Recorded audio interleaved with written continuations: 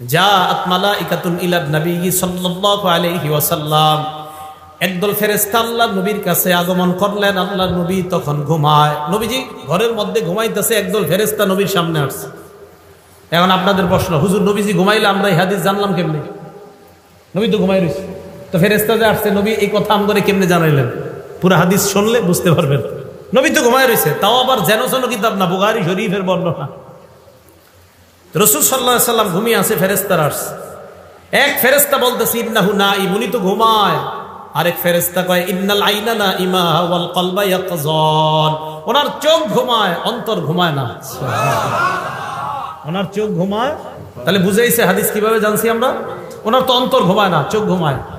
এই জন্য যদি কেউ আজকে সকালে কোন একটা কিতাবের মধ্যে পড়েন নবীজি সাল্লাল্লাহু আলাইহি সাল্লাম ঘুম থেকে উঠেই ওযু ছাড়া নামাজ পড়ছে, আমিও পড়বো, এটা পাবেন হাদিসে, সহিহ হাদিসের মধ্যে পাবেন যে নবী সাল্লাল্লাহু আলাইহি সাল্লাম ঘুম থেকে উঠছে, উঠা ওযু ছাড়া নামাজ পড়ছে, এটা সহিহ হাদিসে পাবেন। এখন কেউ এই সহিহ হাদিসটা পাওয়ার পরে চিন্তা করলেন আজকে ইমাম সাহেবের ধর্ম দ্বারা, তো শীতকাল, প্রচন্ড শীতকাল, মসজিদে আসছে। আসার পর ইমাম সাহেব আয়েশা বলতেছে হুজুর শীতকালে ওযু তো না করলেও চলে। তো হুজুরকে কেন? আজকে হাদিসে পাইলাম নবীজি সাল্লাল্লাহু আলাইহি সাল্লাম ঘুম থেকে উঠা, লাগবে না, কিচ্ছু লাগবে না, চুপচাপ থাকেন, নবীজি সাল্লাল্লাহু আলাইহি সাল্লাম ঘুম থেকে উঠা ওযু ছাড়া নামাজ পড়ছে, তাই শীতকালে একটু ওযু না করলে কি হয়? হুজুর কয় এটা আপনি কি বললেন? আমি তো বুখারী শরীফ পড়াই 20 বছর, আপনি আমারে হঠাৎ সেই হাদিস বলে পড়ান, কিন্তু বুঝেন নাই হাদিস, হাদিস বুঝেন নাই। পরে হুজুর বলল বাবা আমি তো হাদিস বুঝছি। কয় কি? তো আমার ঘুম আর নবীজির ঘুম, আপনার ঘুম আর নবীজির ঘুম এক না। আমি আপনি যখন ঘুমাই আমাদের চোখ ঘুমায়, অন্তর ঘুমায়। নবী যখন ঘুমায় শুধু চোখ ঘুমায়, অন্তর ঘুমায় না। এই জন্য নবীর ওযু আছে না নাই ঘুম থেকে উঠলে নবী বুঝতে পারে, কিন্তু আমি আর আপনি যেহেতু ঘুমাইলে আমাদের চোখও ঘুমায়, অন্তরও ঘুমায়, তাই আমরা উঠার পর জানি না ওযু আছে না নাই, তাই আমাদের ওযু করতেই হবে। আর নবী ঘুম থেকে উঠার পর বুঝতে পারে ওনার ওযু আছে না নাই। ওযু না থাকলে ওনার ওযুর প্রয়োজন হয়, আর ওযু থাকলে ওনার ওযুর প্রয়োজন হয় না। ওই মাসালা আমার আপনার জীবনে ফিট করলে হবে না।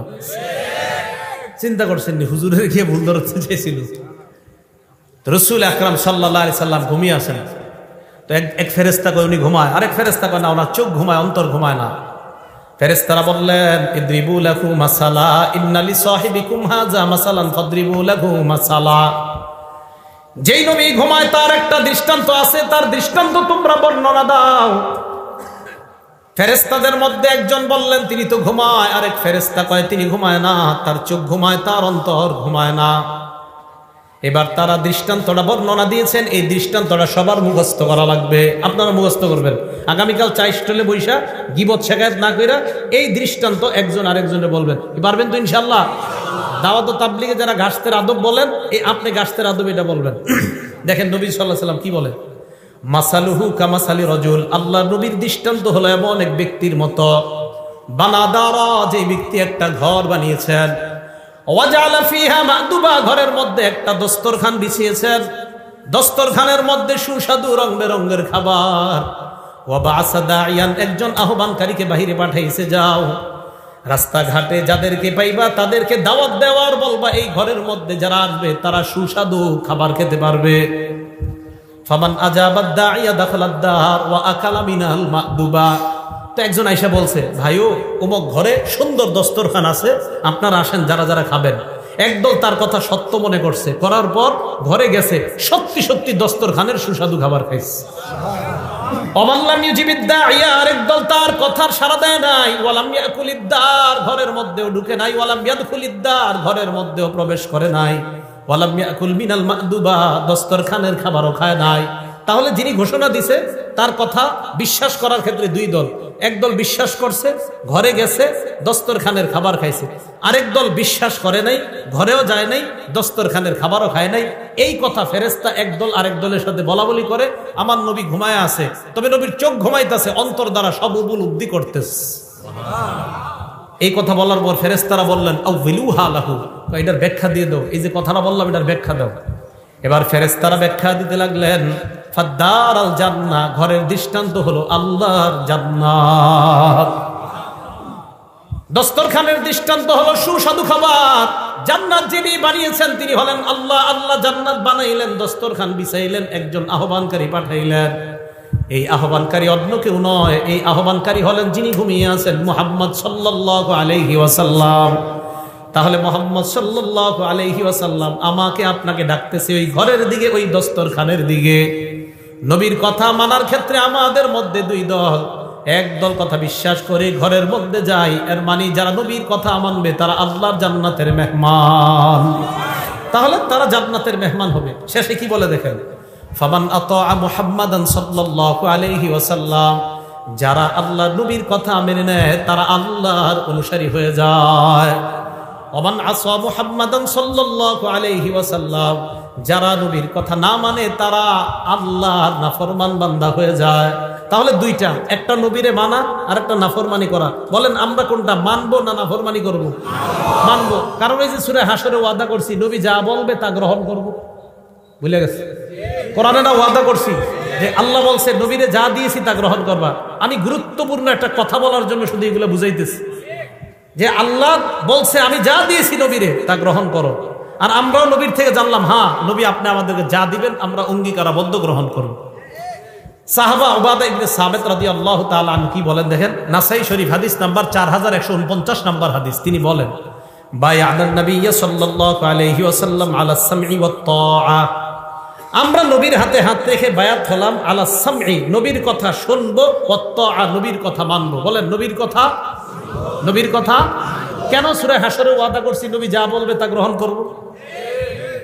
এখন উবাদা ইবনে সামিত বলেন আমরা নবীর কাছে বায়াত হলাম, নবীর কথা শুনবো, নবীর কথা মানবো।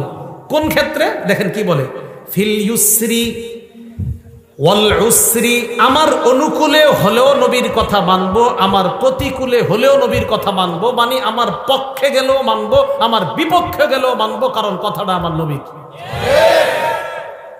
ওয়াল মানশাতি ওয়াল মুকরাহ, মানশাত মানে সুখেও মানবো, মুকরাহ মানে দুঃখেও মানবো। তাহলে সুখের সময় আমার নবীকে মানবো, দুঃখের সময় নবীকে মানবো। এরপরে বলতেছে যোগ্য মানুষ যদি যোগ্যতার আসনে বসে যায় এটার বিরোধিতা আমরা করব না, এই মর্মে আমরা বায়াত হলাম। আর যদি অযোগ্য ব্যক্তি যোগ্যতার আসনে বসে যায় এটার বিরোধিতা করা ফরজ হয়ে যায়। এটা এই মর্মে বায়াত হয়েছে। সাহাবারা আর কি,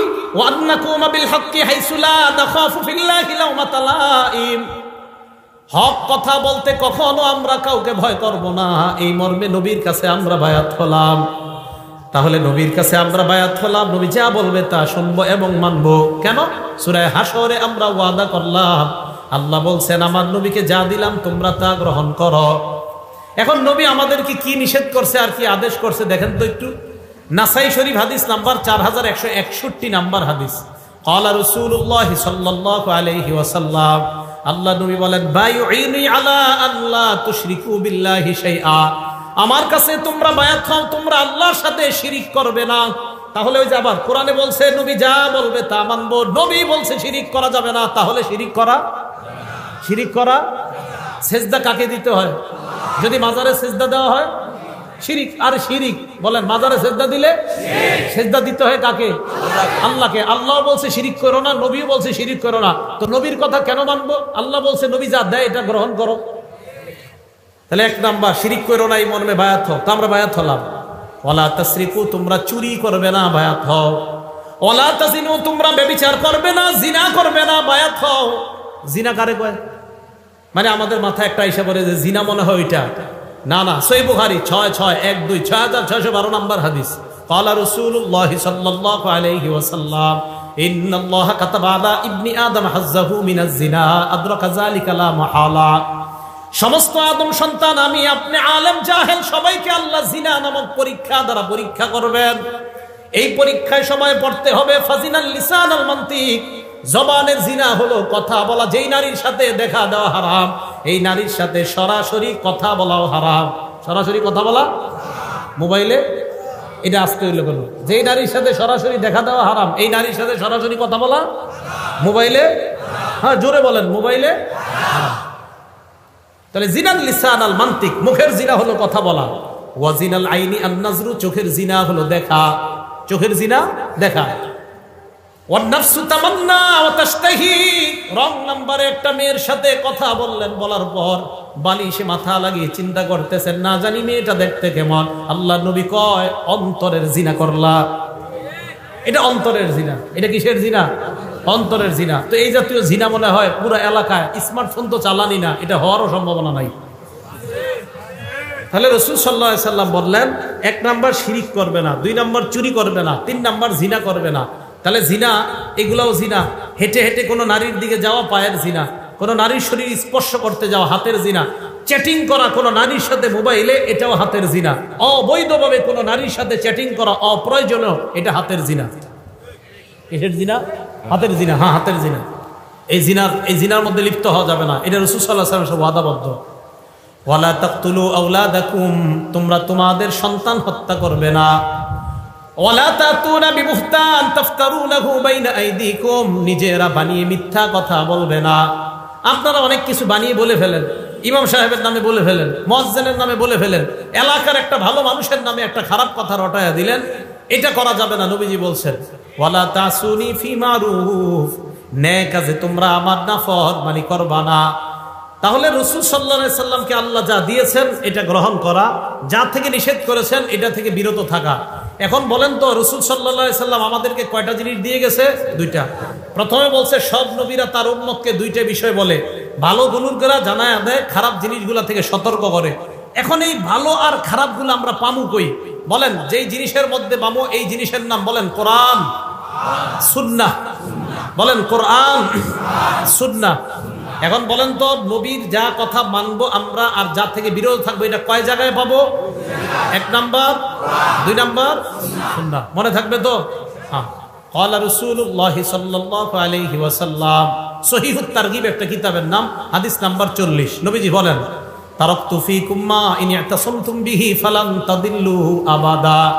আমি তোমাদের কাছে 2টি জিনিস রেখে গেলাম, এই 2টি জিনিস যদি তোমরা আঁকড়ে ধরো কখনো তোমরা পথভ্রষ্ট হবে না।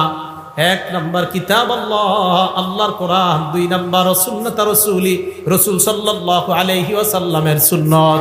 বলেন, 1 নাম্বার আল্লাহর, 2 নাম্বার রাসূলের সুন্নাত। এখন এইগুলো আমি কেন বলতেছি? হ্যাঁ, বলার কারণ কি? বলার কারণটা হলো ইবনে মাজার 12 নাম্বার হাদিস। বলেন কিতাবটার নাম ইবনে মাজা। কোন কিতাব? হাদিস নাম্বার 12। নবীজি সাল্লাল্লাহু আলাইহি সাল্লাম বলেন, ইউশিকুর রাজুলু মুত্তাকিয়ান আলা আরিকাতি, এমন একটা জামানা আসবে যে জামানায় মানুষ সিংহাসনের মধ্যে ভাব নিয়ে বসবে, সিংহাসনের ভাব নিয়ে বসা থাকবে। ইউহাদ্দাসু বিহাদিসিম মিন্নি, আমার হাদিস তার সামনে পেশ করা হবে।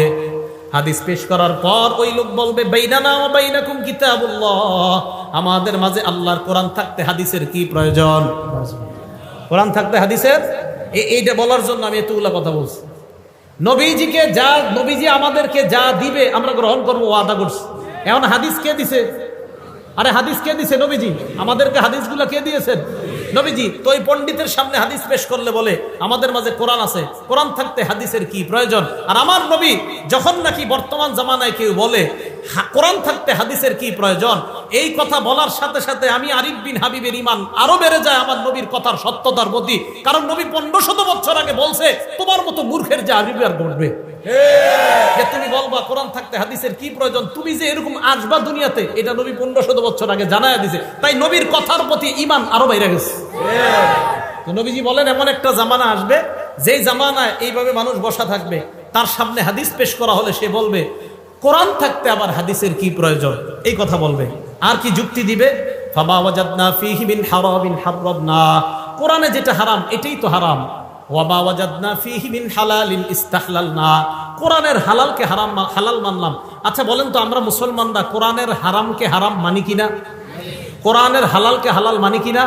তো ওই লোক যুক্তি দিয়ে আপনারে বুঝাবে কোরআনের হারামকে হারাম মানি, কোরআনের হালালকে হালাল মানি, হাদিসের কি প্রয়োজন, এই যুক্তি আপনাকে দিবে। তখন আপনি পাল্টা প্রশ্ন করবেন, ভাই কোরআনের মধ্যে আছে রুকু করো, কোরআনের মধ্যে আছে সিজদা করো, ইয়া আইয়ুহাল্লাযীনা আমানুর কাউ, হে ঈমানদারগণ তোমরা রুকু করো, ওয়াসজুদু সিজদা করো। কোরআনের মধ্যে নাই 4 রাকাত যোহর করো, এটা কোরআনে নাই। ফজর 2 রাকাত ফরজ, এটা কোরআনে নাই। আসর 4 রাকাত ফরজ, এটা কোরআনে নাই। মাগরিব 3 রাকাত ফরজ, এটা কোরআনে নাই। এশা 4 রাকাত ফরজ, এটা কোরআনে নাই। কোরআনে আছে নামাজ পড়ো, কোরআনে আছে রুকু করো, কোরআনে আছে সেজদা করো, হাদিসের মধ্যে আছে নামাজ এইভাবে পড়ো, হাদিসের মধ্যে আছে ফজর এইভাবে পড়ো। অতএব শুধু কোরআন আর শুধু হাদিস একটা বাদ দিয়ে আরেকটা মানার নাম মুনাফিক মার্কা ইমানদার। তাহলে কোরআন হাদিস একটা বাদ দিয়ে আরেকটা না, উভয়টা। মাশাআল্লাহ, তো বুঝে আসছে। কোরআনে আছে রুকু করো, কিন্তু কিভাবে করবেন এটা কোরআনে নাই। কোরআনে আছে সেজদা করো, কিভাবে সেজদা করবেন এটা কোরআনে নেই, এটা হাদিসে আছে। তাহলে কোরআন হাদিস উভয়টা মানতে হবে। সূরা নিসা আছে ফানকিহু মা তাবা লাকুম মিনান নিসা, নারীদের মধ্য থেকে যাদেরকে পছন্দ হয় তাদেরকে বিয়ে করো, এটা কোরআনে আছে। সূরা নূরের মধ্যে আছে ওয়ানকিহুল আয়ামা, তোমাদের মধ্যে যারা বিবাহের করতে পারে না, যারা এখনো বিবাহ করে নাই, যাদের বিয়ে হয় নাই নারী পুরুষ, তাদের বিয়ে করায়া দাও। সূরা নিসা আছে বিয়ে করো, সূরা নূরে আছে বিয়ে করাও। কিভাবে বিয়ে করাইবা এটা কোরআনে কোথাও লেখা নেই। এই যে দুইজন বসবে, বসার পরে একজনে ইজাব বলবে, আরেকজন কবুল বলবে, এত টাকা দেন মোহরের বাবদ তোমাকে প্রস্তাব করলাম, তুমি রাজি থাকলে কবুল বলো, এটা কোরআনে কোথাও লেখা নাই। কোরআনে আছে বিয়ে করো, কোরআন আছে বিয়ে করাও, হাদিসে আছে কিভাবে বিয়ে করাও। তাহলে কোরআন হাদিস না কোরআন হাদিস দুইটা, এই তো বুঝে আসছে আপনাদের। তাহলে একটা বাদ দিয়ে আরেকটা। তো নবীজি 1500 বছর আগে বলছে একটা দলের আবির্ভাব ঘটবে, তারা বলবে শুধু কোরআন মানলেই চলবে, হাদিস মানার কোনো দরকার নাই। তো রাসূল আকরাম সাল্লাল্লাহু আলাইহি সাল্লামের এই ব্যাপারে আল্লাহ কোরআনে বলছে নবী যা দিয়েছে এটা গ্রহণ করো। বলেন আমাদের নবী আমাদেরকে শুধু কোরআন দিছে না কোরআন সুন্নাহ দুইটা দিছে? মাশাআল্লাহ, বুঝে আসছে সবার। এই জিনিস দুইটাই আমরা গ্রহণ করব, এটা রাসূল সাল্লাল্লাহু আলাইহি সাল্লাম আমাদেরকে দিয়েছেন। আর আমরা কোরআনে ওয়াদা করছি, আল্লাহ এটাই বলতেছে আল্লাযীনা ইয়ানকুদুনা আহদাল্লাহি মিন বাদি মিসাকি, যারা আল্লাহর সাথে কৃত ওয়াদা ভঙ্গ করে। আল্লাহ আমরা ওয়াদা করছি আপনার নবী যা দিবে তা গ্রহণ করব, এই ওয়াদা আমরা ভঙ্গকারী হব না। আর ওয়াদা ভঙ্গকারী হলে আমরা ফাসিক হয়ে যাব, নাউজুবিল্লাহ। কি কথা মনে থাকবে? এবার পরের অংশে যাই। আল্লাযীনা ইয়ানকুদুনা আহদাল্লাহি মিন বাদি মিসাকি, পরের অংশটা শুরু করলে কেউ উঠেন না, আল্লাহর রাস্তায় উঠবেন না। কারণ পরের অংশটা এমন একটা বিষয়, এটা শুনলে অনেক উঠা যায়, উঠেন না কিন্তু। হ্যাঁ, ওয়ায়াকতাউনা মা আমারাল্লাহু বিহি আইয়ুসালা, আল্লাহ যা জোড়া লাগাইতে আদেশ করে তারা তা ছিন্ন করে। ফাসিকদের দ্বিতীয় পরিচয় দিচ্ছে আল্লাহ, আল্লাহ যা জোড়া লাগাইতে বলে তারা সেটা ছিন্ন করে। আল্লাহ জোড়া লাগাইতে বলে আত্মীয়তার সম্পর্ক, এটা তারা ছিন্ন করে। কিসের সম্পর্ক? কিসের? রক্তের সম্পর্ক, আত্মীয়তার সম্পর্ক। বলেন রক্তের সম্পর্ক, আত্মীয়তার সম্পর্ক। সহিহ বুখারী হাদিস নাম্বার 5983 নাম্বার হাদিস। এক ব্যক্তি রাসূল আকরাম সাল্লাল্লাহু আলাইহি সাল্লামের কাছে আসছে, আসে বলে আখবিরনি বিআমালিন ইউদখিলুনিল জান্নাহ, ইয়া রাসূলুল্লাহ এমন কিছু আমল আমাকে বলেন যে আমলটা করলে আমি আল্লাহর জান্নাতের মেহমান হয়ে যাব। এই প্রশ্ন করার পর সাহাবারা বললেন ফাকালাল কওম মালাহ মালাহ, সাহাবারা বললেন এই লোকটার কি হইল, এই লোকটার কি হইল, কি প্রশ্ন করে, এমন আমল বলেন যে আমল করলেই জান্নাতে যাব, লোকটার কি হলো? নবীজি বলে আরে থামো, অরবুল মালাহ, লোকটার প্রয়োজনীয়তা আছে তাই জিজ্ঞাসা করছে। নবী বললেন 4 আমল করবা, মরলেই জান্নাতি হবা। কয় আমল? এক, তা'বুদুল্লাহ লা তুশরিকু বিহি শাইআ, শিরিক মুক্ত ইবাদত করবা। কি মুক্ত ইবাদত? শিরিক। ওলামায়ে হযরতদের কাছে আবদার করব, মানুষের পায়ে ধরে ধরে বুঝান ভাই শিরিক করেন না। আমাদের হাজারো মুসলমানরা নামাজ পড়ে 5 ওয়াক্ত, কিন্তু সে যে শিরিক করে সে জানেও না। বিভিন্ন দিন আসলে, বিভিন্ন মাস আসলে, বিশেষ করে রজব মাস আসলে, কোন মাস? আরে কোন মাস?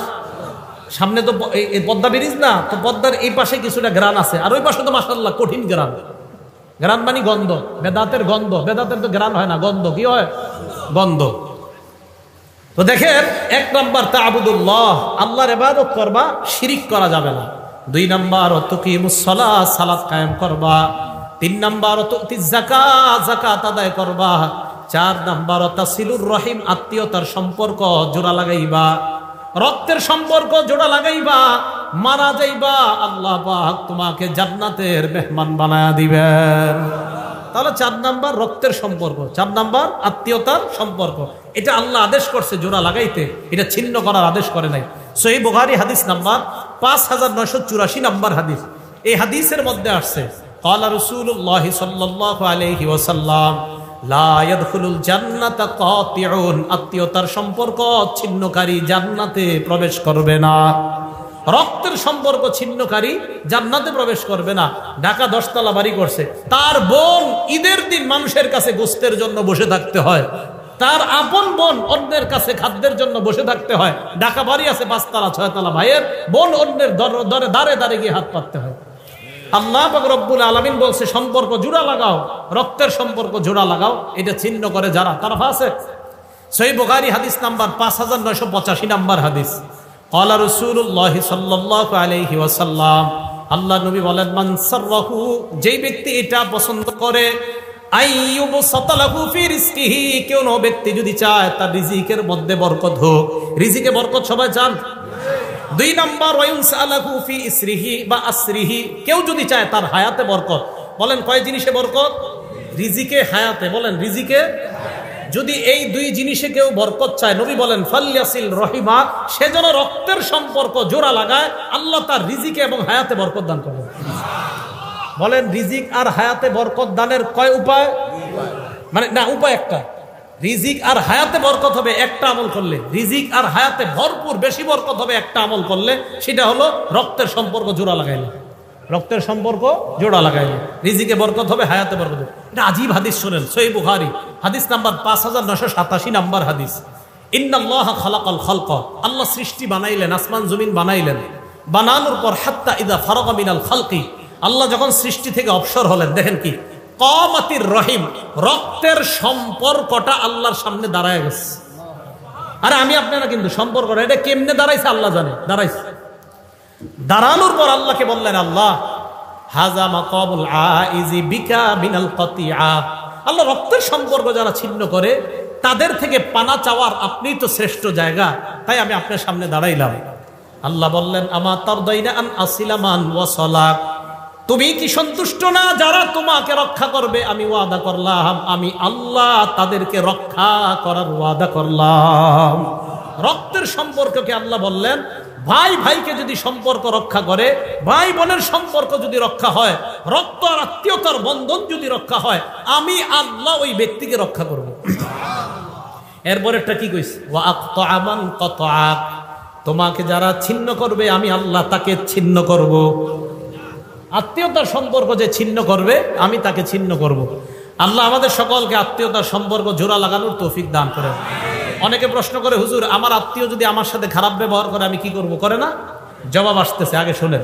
সহিহ বুখারী হাদিস নাম্বার 5990 নাম্বার হাদিস। ক্বালা রাসূলুল্লাহ সাল্লাল্লাহু আলাইহি ওয়াসাল্লাম, আল্লাহ নবী বলেন, ওয়ালাকিন লাহুম রাহিমুন আবুল্লু বিবালালিহা, নবীজি বলেন আত্মীয়তার সম্পর্কের একটা রস আছে। আত্মীয়তার সম্পর্কের যে রস, এই রসের মাধ্যমে এই আত্মীয়তার সম্পর্ককে আমি প্রাণবন্ত করে রাখি, সজীব করে রাখি। রক্তের সম্পর্ককে আমি সজীব করে রাখি, প্রাণবন্ত করে রাখি সবসময়। এবার প্রশ্নের উত্তর নেন। যারা বলেন, হুজুর আমার বোন তো আমার সাথে কথা বলে না, আমার ভাই আমার সাথে কথা বলে না, আসেনি এই অভিযোগ। হ্যাঁ, এখন তাদের অভিযোগের জবাব নবীজি দিয়ে দিছে, আমি কি দিব? সহিহ বুখারী হাদিস নাম্বার 5991 নাম্বার হাদিস। ক্বালা রাসূলুল্লাহ সাল্লাল্লাহু আলাইহি ওয়াসাল্লাম, আল্লাহ নবী বলেন, লাইসাল ওয়াসিলু বিল মুকাফি, কয় শুধুমাত্র আমি আমার ভাইয়ের সাথে সম্পর্ক জোড়া লাগাইলাম এটার নামে আত্মীয়তার সম্পর্ক রক্ষাকারী এমন না, এটা তো আত্মীয়তার সম্পর্ক রক্ষা হচ্ছেই। নবীজি বলেন, প্রকৃত আত্মীয়তার সম্পর্ক রক্ষাকারী ওই ব্যক্তি, ওয়ালাকিনিল ওয়াসিলুল্লাযী ইযা কুতিআত রাহিমুহু ওয়াসালাহা, নবী বলেন প্রকৃত আত্মীয়তার সম্পর্ক রক্ষাকারী ওই ব্যক্তি, যখন আত্মীয়তার সম্পর্ক কেউ ছিন্ন করে ওই ব্যক্তি আগে বেড়ে সেটাকে রক্ষা করে। আপনার বোন আপনার সাথে কথা বলে না, বাস না বলুক, আপনি আত্মীয়তার সম্পর্ক রক্ষা করেন। আমি আপনাদেরকে একটা বাংলা বলে যাই, আপনি দেখবেন আপনার ভাইয়েরা বোনেরা আপনারে ঠকাইতেছে, আপনি বুঝতেছেন, এরপরেও আপনি তাদের সাথে সুন্দর সম্পর্ক রাখতেছেন কেন? যে নবী বলছে আত্মীয়তার সম্পর্ক ঠিক রাখতে। আপনি দেখবেন 2, 4, 5, 10 মাস পরে আপনি খোঁজ নিয়ে দেখবেন তাদের সবার চাইতে আপনি ভালো আছেন। দেখেন, যদিও আপনি বাহ্যিকভাবে দেখতে একটু হেরে যাচ্ছেন, বাহ্যিকভাবে আপনি একটু ফেল হয়ে যাইতেছেন, তাদের চেয়ে দেখা যাচ্ছে আল্লাহ আপনাকে ভালো রাখবে, এই কথা মনে রাখেন। তাহলে আত্মীয়তার সম্পর্ক এটাকে বলা হয় প্রকৃত, যে কেউ যদি ছিন্ন করে তার সাথে সম্পর্ক রক্ষা করা। আর আত্মীয়তার সম্পর্ক ছিন্ন করা মানে ফাসিক হওয়া, আত্মীয়তার সম্পর্ক ছিন্ন করা মানে জাহান্নামে যাওয়া। আল্লাহ হেফাজত করেন। মুসলিম শরীফের হাদিস, জান্নাতুল ফেরদাউসের উপরে হলো আরশ, সুবহানাল্লাহ। হাদিসে আসছে আল ফিরদাউস আলা জান্নাত, জান্নাতুল ফেরদাউস হলো জান্নাতের সবচেয়ে উঁচু জায়গাটা। এই হাদিসের মধ্যে নবী বলেন ওয়ামিন ফাওকিহা আল আরশ, জান্নাতুল ফেরদাউসের উপরে হলো আরশ। এবার মুসলিম শরীফের হাদিস শোনেন, আর রহিমু মুআল্লাকাতুন বিল আরশ, রক্তের সম্পর্কটা এই এখনো আরশের সাথে ঝুলে রয়েছে। এইভাবে ঝুলে ঝুলে রক্তের সম্পর্ক আর আত্মীয়তার সম্পর্ক বলতে থাকে, মান ওয়াসালানি ওয়াসালাহুল্লাহ, আমাকে যারা রক্ষা করে আল্লাহ যেন তাদেরকে রক্ষা করে। অমান কতানি কতাহুল্লাহ, রক্তের সম্পর্ক ঝুলে ঝুলে বলে আমাকে যারা ছিন্ন করে আল্লাহ যেন তাদেরকে ছিন্ন করে দেয়। নাউজুবিল্লাহ। রক্তের সম্পর্ক আরশের সাথে ঝুলে ঝুলে বলে আমাকে যারা রক্ষা করে আল্লাহ যেন তাদেরকে রক্ষা করে, আমাকে যারা ছিন্ন করে আল্লাহ যেন তাদেরকে ছিন্ন করে। আল্লাহ আমাদের সকলকে রক্তের সম্পর্ক রক্ষা করার তৌফিক দান করে। আবু দাউদ শরীফ হাদিস নাম্বার 4902 নাম্বার হাদিস, নবীজি সাল্লাল্লাহু আলাইহি সাল্লাম বলেন, মা মিন আজদারু আইয়ুআজ্জিলাল্লাহু লিসাহিবিহিল উকুবাতা ফিদ দুনিয়া ওয়া মা ইয়াদখিরু লাহু ফিল আখিরাহ মিসলুল বাগী ওয়া কতিআতির রাহিম। রাসূল সাল্লাল্লাহু আলাইহি সাল্লাম বলেন, কোন অপরাধ এত ভয়ঙ্কর না, রক্তের সম্পর্ক ছিন্ন করা এত ভয়ঙ্কর অপরাধ। আত্মীয়তার সম্পর্ক ছিন্নকারীকে আল্লাহ দুনিয়াতে তো শাস্তি দিবেই, আখিরাতেও যে তার জন্য কি ভয়ঙ্কর শাস্তি আল্লাহ প্রস্তুত করে রাখছে, অন্য কোন অপরাধের জন্য এত ভয়ঙ্কর শাস্তি রাখছে কিনা নবী বলে আমার জানা নাই। এই অপরাধের জন্য আল্লাহ যেই পরিমাণ শাস্তি আল্লাহ প্রস্তুত করে রাখছে। তাহলে আত্মীয়তার সম্পর্ক ছিন্নকারীকে দুনিয়াতেও শাস্তি দিবে, আখিরাতেও শাস্তি দিবে। আবু দাউদ শরীফের হাদিস। সহিহ বুখারী হাদিস নাম্বার 6138 নাম্বার হাদিস। বলেন আল্লাহরে বিশ্বাস করি কারা কারা? হাত উঠায় রাখেন। বিশ্বাস করি সবাই? তাহলে হাত উঠায় হাদিসটা শুনেন। ক্বালা রাসূলুল্লাহ সাল্লাল্লাহু আলাইহি ওয়াসাল্লাম, মান কানা ইউমিনু বিল্লাহি ওয়াল ইয়াউমিল আখির। রাসূল সাল্লাল্লাহু আলাইহি ওয়াসাল্লাম বলে, যে আল্লাহ বিশ্বাস করে, করি তো, এবং আখিরাত বিশ্বাস করে, করি, ফালইয়াসিল রহিমা, সে যেন আত্মীয়তার সম্পর্ক রক্ষা করে। হাত উঠায় রাখেন। আত্মীয়তার সম্পর্ক রক্ষা করা মানে আল্লাহরে বিশ্বাস করা, আত্মীয়তার সম্পর্ক রক্ষা করা মানে আখিরাত বিশ্বাস করা। তাহলে আমরা আল্লাহ মানি, আখিরাত মানি, তাহলে রক্তের সম্পর্ক ছিন্ন হয়ে থাকলে তার সাথে রক্তের সম্পর্ক জোড়া। আল্লাহ তৌফিক দান করেন। ভাই কথা বলে না, আপনি আগায় কথা বলবেন। বোন কথা বলে না, আপনি আগায় কথা বলবেন। আপন ভাই ভাইকে 40 বছর একজন আরেকজনের চেহারার দিকে তাকান, কত বড় ভয়ঙ্কর কথা। বাবা চাচার সাথে কথা বলে না দেখা ভাতিজাও চাচারে সালাম দেয় না। আরে এটা কেমন কথা? আপনার বাবা আর চাচার মধ্যে একটু দ্বন্দ্ব হয়েছে, এটা ভাই ভাইয়ের অভিমানের ব্যাপার। আপনি ভাতিজা চাচারে দেখলে সালাম না দিয়ে আরেক রাস্তায় কিভাবে যান? এটা কেন? এটা যেন না হয়। ইবনে মাজাহ 3251 নম্বর হাদিস। রাসূল আকরাম সাল্লাল্লাহু আলাইহি সাল্লাম বলেন, নিরাপদে কারা কারা জান্নাতে যাইতে চাও? নিরাপদে সবাই জান্নাতে যাইতে চাই? রাসূল আকরাম সাল্লাল্লাহু আলাইহি সাল্লাম বলেন, নিরাপদে যদি জান্নাতে চাইতে চাও কয়েকটা আমল করবা। ইয়া আইয়ুহান নাস আফশুস সালাম, হে মানুষ তোমরা সালাম দাও। ওয়া আতিমুত তাআম, তোমরা খাবার খাওয়াও। ওয়া সিলুল আরহাম, রক্তের সম্পর্ক রক্ষা করো। ওয়া সাল্লু বিল লাইলি ওয়ান নাসু নিয়াম, রাতের বেলা মানুষ যখন ঘুমায় তখন তাহাজ্জুদের নামাজ পড়ো। তাদখুলুল জান্নাতা বিসালাম, মরো আর নিরাপদে জান্নাতে প্রবেশ করো। সালাম দাও। 2 নাম্বার খাবার খাওয়াও। 3 নাম্বার আত্মীয়তার সম্পর্ক রক্ষা করো। 4 নাম্বার রাতের বেলা তাহাজ্জুদের সালাত পড়ো, নিরাপদে জান্নাতে প্রবেশ করো। কথা কি বুঝে আসছে সবার? তাহলে ফাসেক কারা? আল্লাযীনা ইয়ানকুদুনা আহদাল্লাহ, যারা আল্লাহর সাথে কৃত অঙ্গীকার ওয়াদাকে যারা ভঙ্গ করে। আর আল্লাহর ওয়াদা কি কি, এই ব্যাপারে আমরা নবীজির বিস্তর অনেকগুলো আলোচনা করলাম। এরপরে ওয়ায়াকতাউনা মা আমারাল্লাহু বিহি আইয়ুসালা, আল্লাহ যা জোড়া লাগাইতে বলে এটা যারা ছিন্ন করে। 3 নাম্বার ওয়ায়ুফসিদুনা ফিল আরদ, যারা জমিনে ফাসাদ সৃষ্টি করে, শান্তির পরিবর্তে যারা অশান্তি সৃষ্টি করে, তাদেরকে আল্লাহ ফাসিক বললেন। শেষে আল্লাহ বলেন উলাইকা হুমুল খাসিরুন, তারা হলো ক্ষতিগ্রস্ত। ভাই আপনাদের কাছে হাত জোর করে আবদার, আমি আপনি মরার সময় আমার আপনার নামের পিছনে যেন ক্ষতিগ্রস্ত শব্দটা লেখা না হয়, আমার আপনার নামের পাশে যেন সফল ইমানদার লেখা হয়ে যায়। আজকে এই মুহূর্ত থেকে চেষ্টা করা, আল্লাহ সফল মুমিন বানায়া কবরে যাওয়ার সময়ও সফল মুমিন ঘোষণা করে আমার মৃত্যুটা দিয়ে আপনি আমাকে কবরে নিয়েন, এই দোয়া আল্লাহর কাছে করা। আল্লাহ পাক রব্বুল আলামিন আমাদের সকলকে সূরা বাকারার এই আয়াতের যে শিক্ষা, 1 নাম্বার আল্লাহর ওয়াদা ভঙ্গ না করা, 2 নাম্বার রক্তের সম্পর্ক ছিন্ন না করা, 3 নাম্বার পৃথিবীতে অশান্তি সৃষ্টি না করা, এই অপরাধগুলো থেকে যেন বেঁচে থাকতে পারি আল্লাহ তৌফিক দান করেন। আমিন। ওয়া আখিরু দাওয়ানা আনিল হামদুলিল্লাহি রাব্বিল আলামিন।